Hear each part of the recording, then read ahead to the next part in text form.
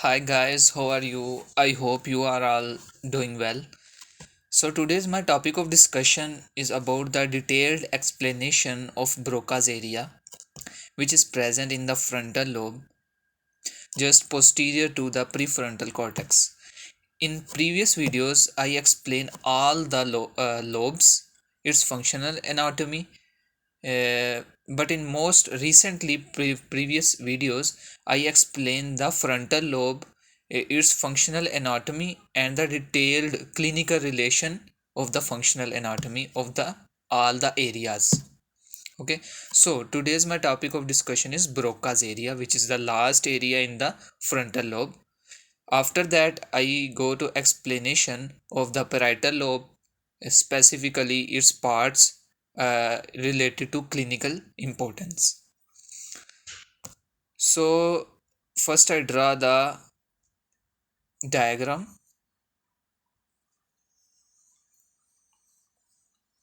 This is our beautiful brain. This is central sulcus.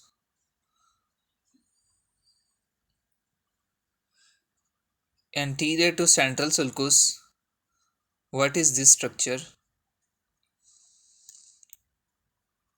This is primary motor cortex. Anterior to primary motor cortex, there is another structure which consists of two parts: motor association cortex. Anterior to that, there is frontal eye field. All these areas I discussed briefly in previous videos. So guys, please must watch these videos. A very anterior in the frontal lobe, there is a prefrontal cortex, which I discussed in previous video in detail and also related to clinical anatomy and clinical importance of this area. Now today's my topic of discussion is this area. What is this area? This is Broca's area. What is this area? This is Broca's area. First we know the function of the Broca area. What are the function of it? It controls the muscle of speech. Okay, it involved in motor activity of speech. Okay, so how it involved in motor activity of speech? I draw a little bit more structure and tell you how it involves, and after that I explain the clinical importance.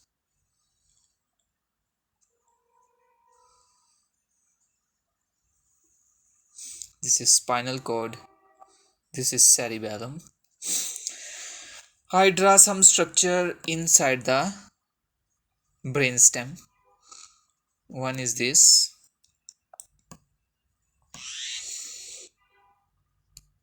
another one is this, and one is this. What are these structures? Okay, first we know the names of these structures which participate in Broca's area pathways. Okay, so the first structure is, what is this structure? This is the cranial nerve. Cranial nerve 7, facial nerve. Okay, cranial nerve 7, okay, which is the facial nerve. Okay, second one is, what is this area? This is nucleus ambiguous. Okay, it consists of more nucleus. Okay, not only one, there are 3 to 4 nucleuses present in nucleus ambiguous. Okay, what are the cranial nerves? Nucleus are, it's number 9, okay, 10 and 11. 3. What are the name of the cranial nerve? 9, glossopharyngeal. 10th, cranial nerve. And 11, cranial nerve consists of two parts, accessory and spinal. So here participation of the spinal, not a spinal, cranial, okay, accessory cranial nerve 11. Okay, and the last part is which participate in Broca's area, cranial nerve 12. Okay, cranial nerve 12, what the name of it? Hypoglossal nerve. Okay, so all these are structures in the brainstem which participate in the pathways of the Broca's area. Okay, so Broca's area is the motor function. Okay, control the motor activity. Okay, motor speech is the motor activity. I talk to you, it's a motor activity of my mouth and pharynx, larynx, muscles, like motor activity is controlled. Okay, so for the motor activity we must have the sensory innervation, and then sensory innervation goes to the motor activity to the Broca's area, and then Broca's area communicate with these beautiful nucleus in the brainstem. Guys, I have a question. What are the nucleus? Is it any structures present inside the brainstem, or what are the composition of the nucleus in the central nervous system? So answer is uh, just the nucleus is the gray matter. Okay, gray matter embedded in the white matter, and that gray matter uh, made a lot of small pieces, and small plus small pieces of the gray matter is the nucleus. Okay, so these are all the nucleus. Okay, cranial nerve 7, 9, 10, 11 and 12. So now we must know the innervations of the Broca's area from the sensory pathway. So here is, guys, you know this area. What is this area? I tell you in previous videos. This is Wernicke's area. What is this area? Wernicke's area. Okay. Wernicke's area send the signals to Broca's area. Okay, Wernicke's area send the signals to the Broca's area. Okay, so from where Wernicke's area take the information?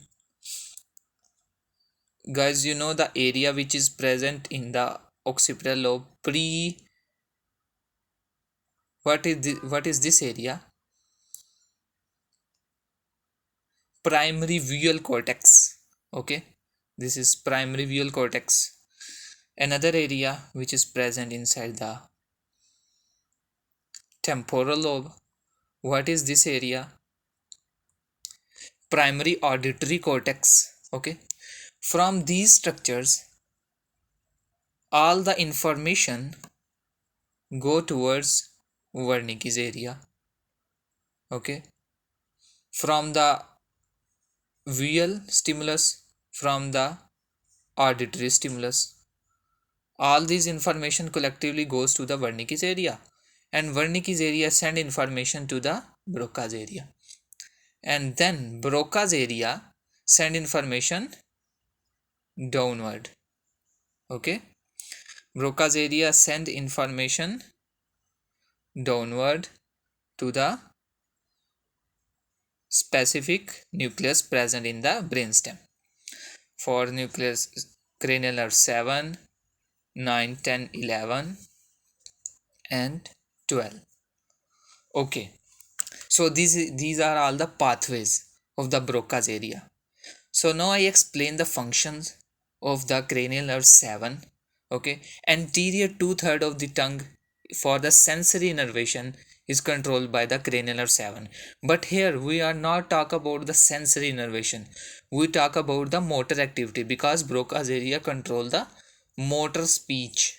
Okay, it's a motor activity, not a sensory activity. Okay guys, it's a motor activity, not a sensory activity. So for the motor activity, the cranial nerve 7, what are the function of it? It controls the orbicularis oris muscle. which is our mouth, around the your mouth there is a muscle which is orbicularis oris, for the formation of different shape of your mouth. Like I speak to you and made different shape of our mouth. Okay, so orbicularis oris participate in this activity. Okay, and it is controlled by Broca's area. Okay, orbicularis oris. What are the function of cranial nerve 9, 10, 11? Okay, what are the functions related to it? Okay, so the innervation of the how I made voice from mouth. Okay, I have to exhale. During exhalation I have to made voice from mouth. Okay, my larynx involved, mostly larynx involved, pharynx and uvula, which is present in the respiratory tract and superiorly. Okay, all these innervations are controlled by nucleus ambiguous, which is cranial nerve 9, 10 and 11, glossopharyngeal, vagus and cranial accessory nerve. Okay, also it supply the soft palate muscles. Last there is a cranial nerve 12. Okay, which is, what is the name of its nerve? Hypoglossal nerve. Okay, and hypoglossal nerve control the motor activity of tongue. During speech I have to move my tongue and I have to produce the voice. Okay, and modify the voice. So all these innervations are controlled by the muscle of the tongue, controlled by which nerve? 12th cranial nerve, which is hypoglossal nerve. Okay, and guys, you know this pathway. What are the informations come from? The visual stimulus, the auditory stimulus goes to Wernicke's area, and then it goes to Broca's area, and Broca's area descend down the motor activity. One more point, Broca's area participate in the motor activity. Okay, and there is one more cortex which I discussed in previous video, who involve in the motor activity mostly. What are that area? This is primary motor cortex. Okay, primary motor cortex also participate with this pathway. Okay, okay, so what are the name of this pathway? Okay, what are the name of this pathway? Guys, remember the name of this pathway of the motor activity which innervates the cranial nerves in the brainstem. This is Cortico bulbar pathway. Okay, what is this pathway? This is Cortico bulbar pathway. Okay, start from the cortex and it ends from towards the cranial nerve nucleus, which is present in the brainstem. Okay, now guys, I explain you the most important part. These are all important and basic parts, okay, of the Broca's area. Now I tell you the clinical importance of the Broca's area. What are the clinical importance of it? So I erase a little bit from here.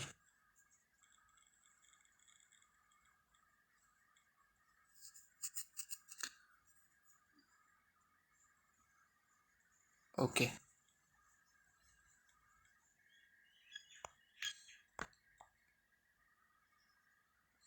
okay, what are the clinical?